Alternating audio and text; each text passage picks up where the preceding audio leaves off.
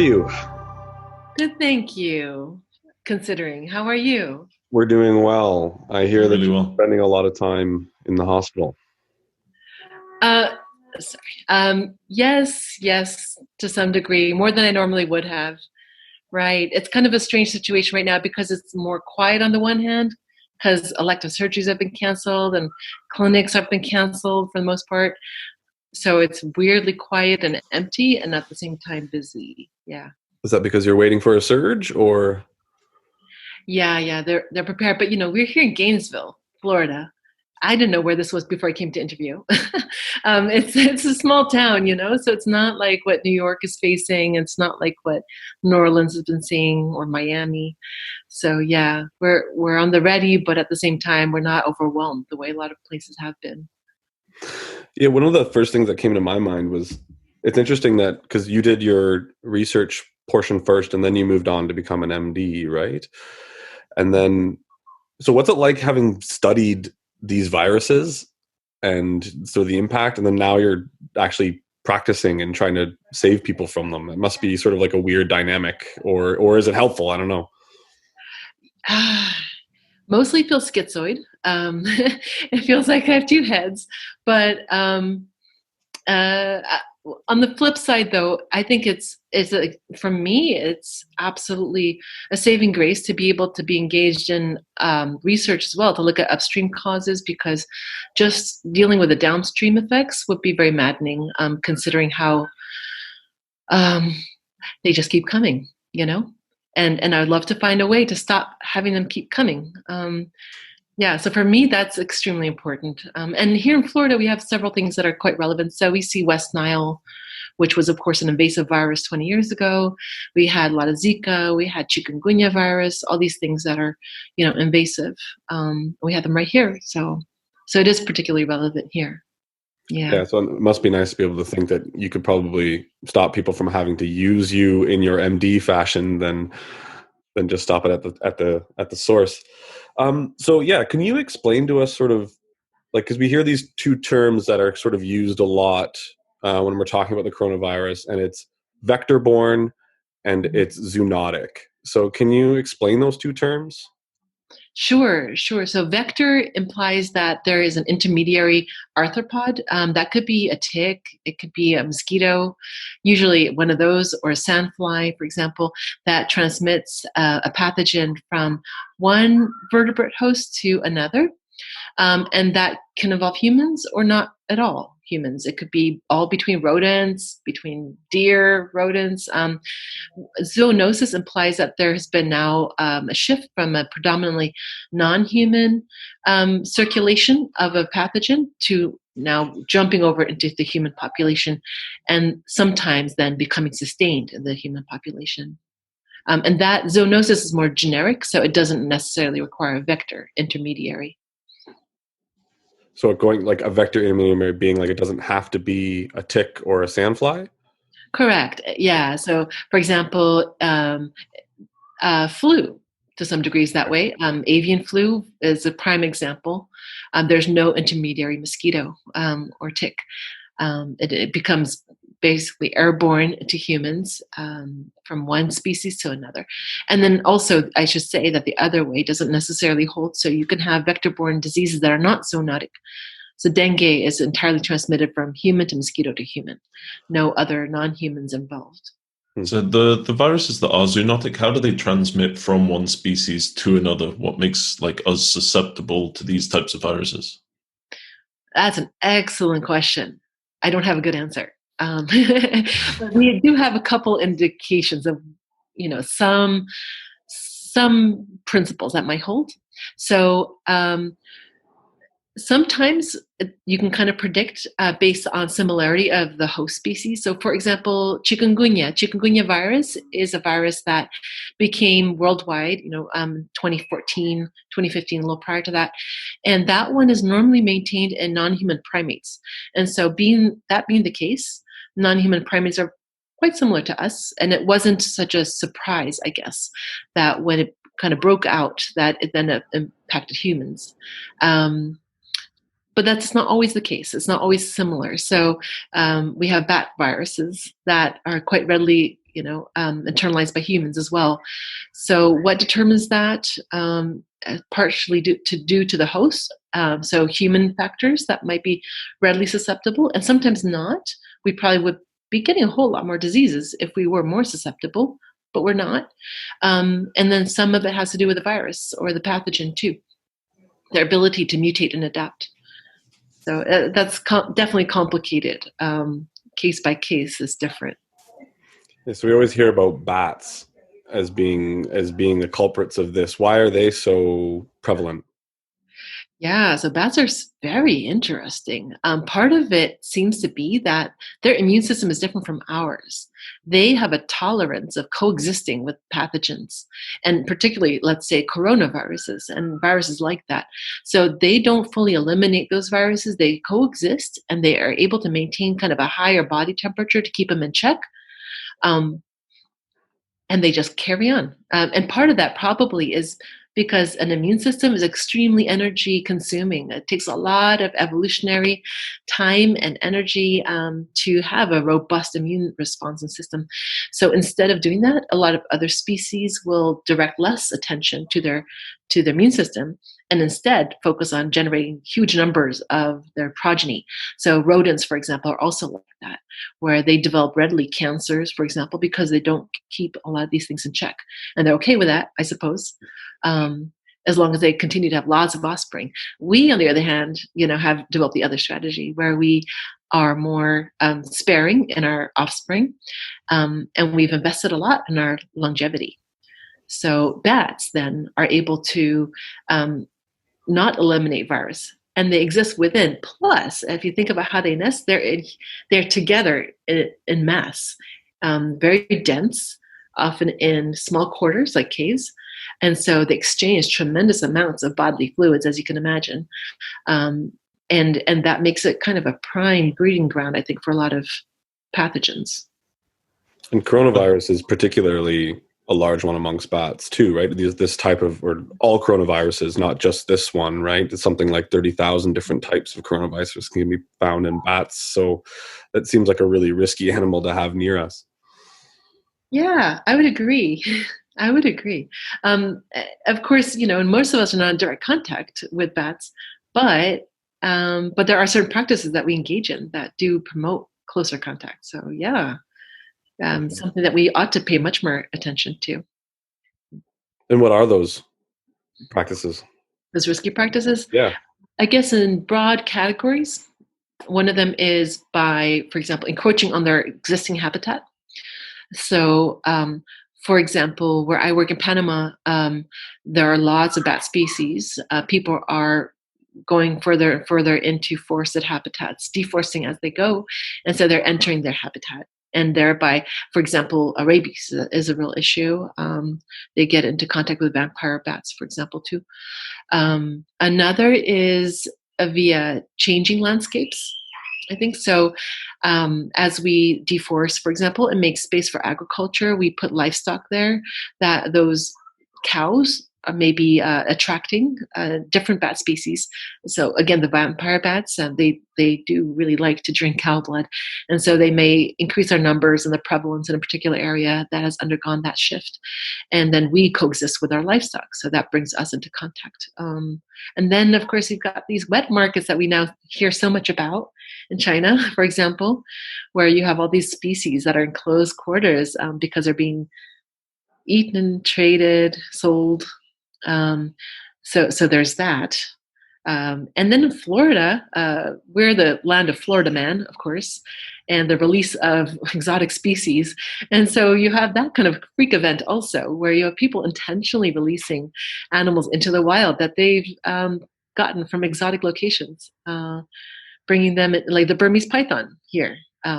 Not a bat, but oh my goodness, it's gone crazy. It's gone wild in the Everglades. So there are all these different factors, I think, where we facilitate the movement of other species. So to look at, say, deforestation out of those examples that you've given, how does deforestation cause an increase in the transmission of both zoonotic and vector-borne diseases? Right. So let's take it one at a time, I guess. With the vector-borne disease, it's a complex cycle, right? Because now you've got let's keep it simple, like malaria, where you don't have another non-human vertebrate involved. It's human to mosquito to human. Even then, the mosquito habitat is really the crux of the issue. And so when you deforest, you create radically different habitats. And mosquitoes are dependent on water bodies for their breeding. And so if you deforest and you eliminate favorable breeding sites, then you'll probably get a decline in that particular vector-borne disease. On the other hand, if it generates new breeding sites that are much more favorable to vectors, then you may very well see an increase. So it's that kind of immature vector breeding habitat that I think lies at the very heart of the problem. And it just so turns out that the changes that we impose on the environment when we go into new areas tends, on the whole, to be more favorable to vectors. And why is that? It's curious. I guess we're also very good hosts for the pathogens, and so it could be quite evolutionarily advantageous, basically, to have the vector transmit a pathogen and have a wonderful host ready and available right there. So why? It's hard to say exactly, but on the whole, we found that to be the case. As far as zoonoses go, a little bit different there, but overlapping. So with zoonotic diseases, you have to typically bring species into contact that normally don't come into contact, allowing for enough of these jump over events to occur that it can take hold. So it's a stochastic event, and it requires multiple introductions to probably take hold, not a single one usually. But you do this enough as a human, encroaching upon habitat, shall we say, that eventually it will then manifest itself within a local human population and then maybe go from there into the larger population. And so activities that really give rise to that are where you bring together, again, habitats that normally aren't together. So take, again, the example of a farm, cattle ranching farm, shall we say, and forest. Well, in this event, what we found, for example, practically in Panama, is that you have these rodents that traverse both. There are these opportunistic species that like to go from one to the other. So you can easily imagine that if you have such a host that is versatile in both environments and carrying a pathogen at the same time, they can easily introduce something from one, contained location into another. This isn't a new sort of development. Like, malaria has been around for a long time. I think I remember reading something like they can estimate that half of the human population to date has been killed by malaria. So why is it that we are seeing now more and more of these sort of incursions of viruses into the human population? Whether it's Ebola, dengue, Zika, these are all things that are really accelerating, it seems, in the last, let's say, 30, 40 years. So why is that? Right. I think a common thread for a lot of these is intensified human activity in natural habitats with also intensified trade.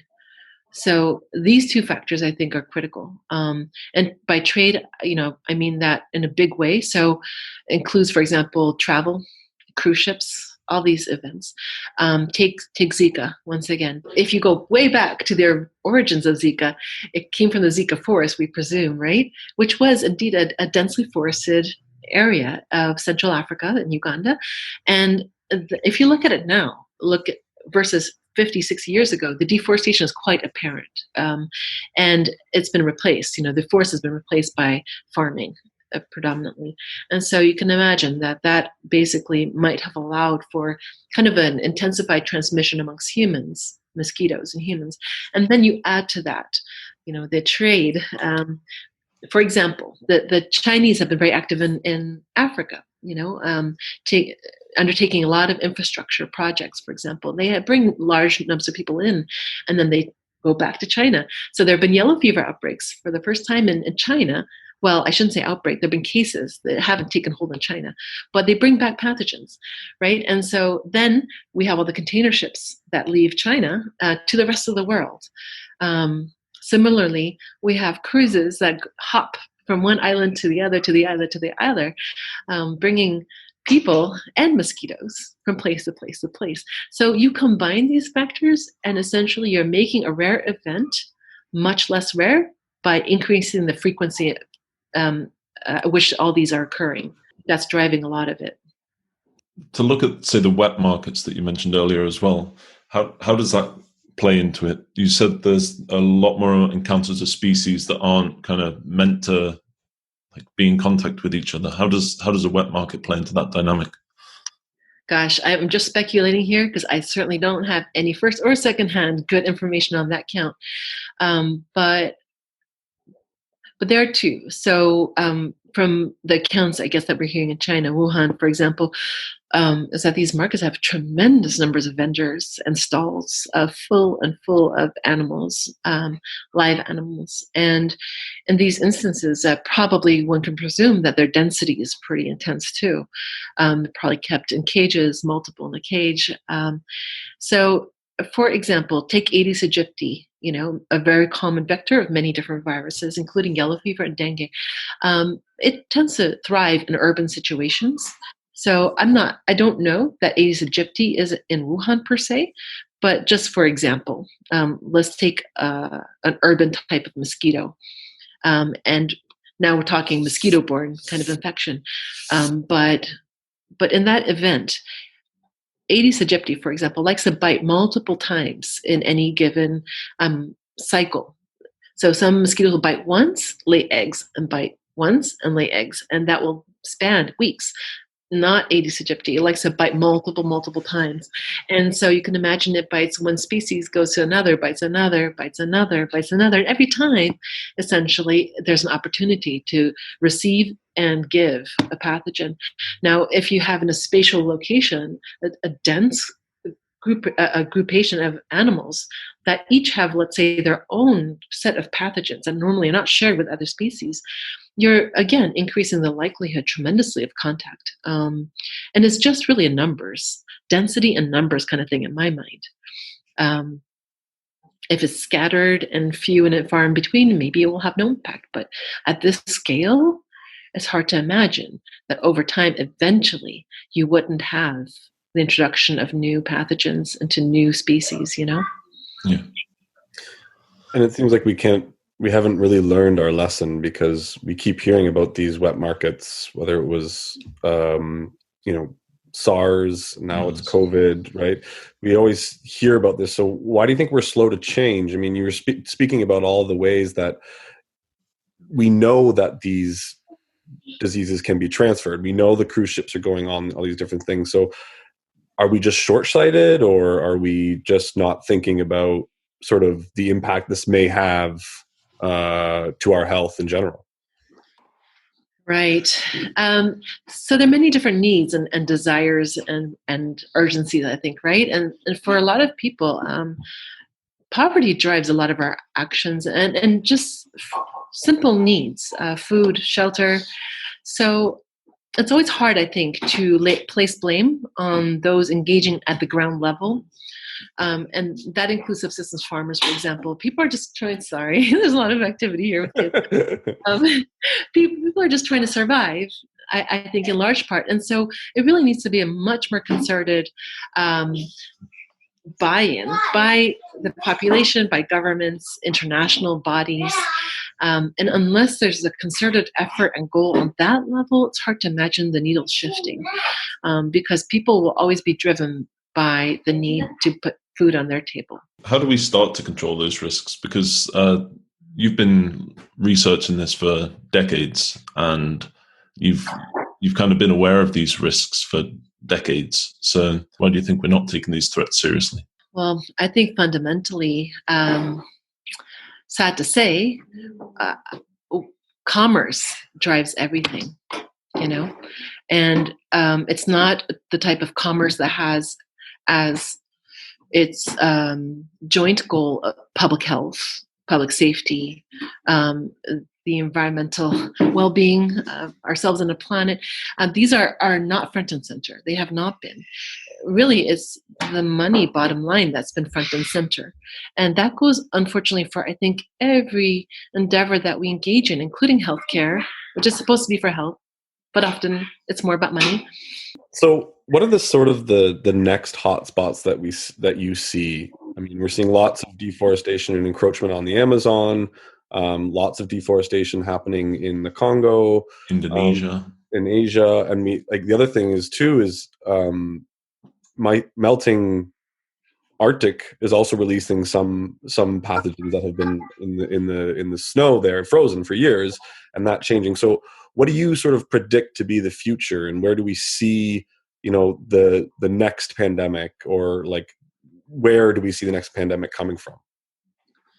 Right. I think if I had to put money on it, I'd say Asia.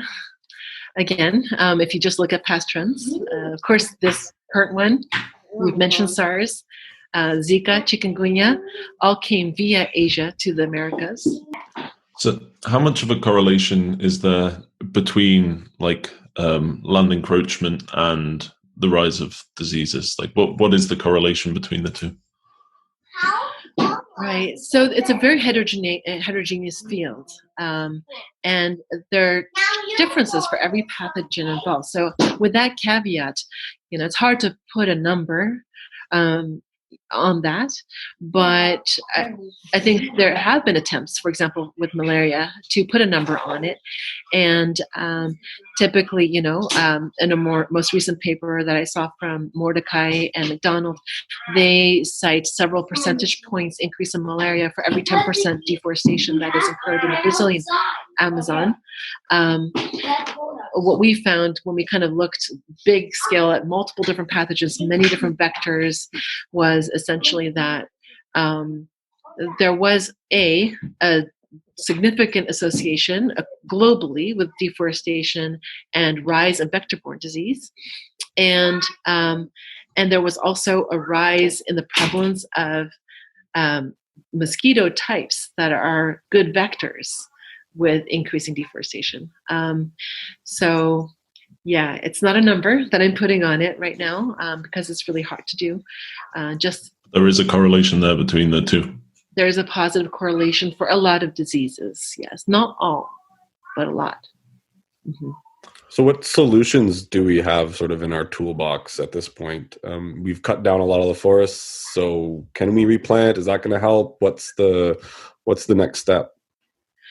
Yeah, absolutely. And that's the important critical question. I think there's a lot we can learn from massive movements that have occurred in recent years, the climate change movement in particular, and decades, of course, of environmental activism have shown us a couple things, I think.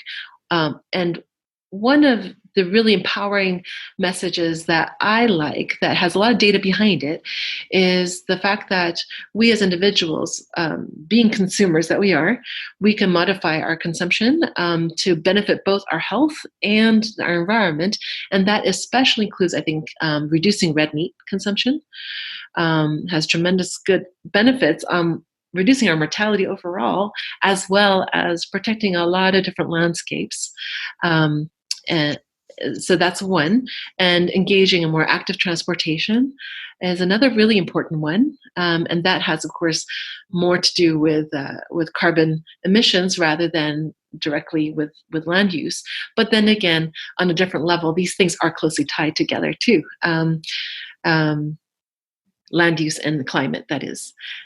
So I think those are some great starting points. And then what I find tremendously encouraging are the movements on the ground, where people from around the world are standing up, especially young people and youth, really protesting and coming out and saying that they will not tolerate the status quo, essentially.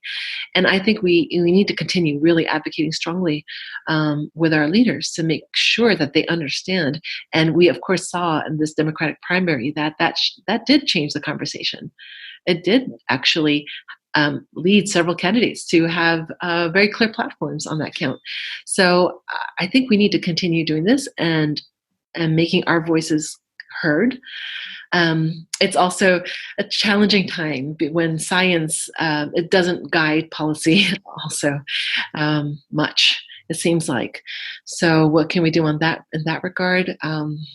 really try to continue producing good science that's practical, I think. I think we need to have much more emphasis on implementation science. So looking at strategies that work and evaluating them. That would be, there's very little money in that. So I would love to see more efforts in that regard, And then there are groups like yourselves who are really on the ground and making a difference there and educating while you actually undertake real action to change landscapes for the better. So all those things are very encouraging. I think we could stand to do a lot more of them communally. Great. So anything else that you think that we missed that you want to highlight? Well, let's see. I think a lot of us are thinking that during this pandemic period, while there's a lot of stress and anxiety and tragedy, at the same time, it's also a time for reflection and possible reset, to kind of re-examine. It's forcing us to pause and forcing us to think, do we mean to continue like this? Is this our actual deliberate intent? Or did we just end up here without meaning to be here? And if so, can we stop for a second and evaluate and decide, well, what are our core principles that we feel create value for ourselves, for our families, for our communities? And how can we promote those and put those front and center, as opposed to the larger pressures that perhaps are not meaningful to us as individuals, maybe more so for other folk, for the hospital business, in my case with the hospital, rather than my intent to give good patient care. Sometimes there's these tensions, they're conflicting. So I'm thinking myself very much about how to reset and how to start afresh. I think our flaws have been laid bare, painfully so.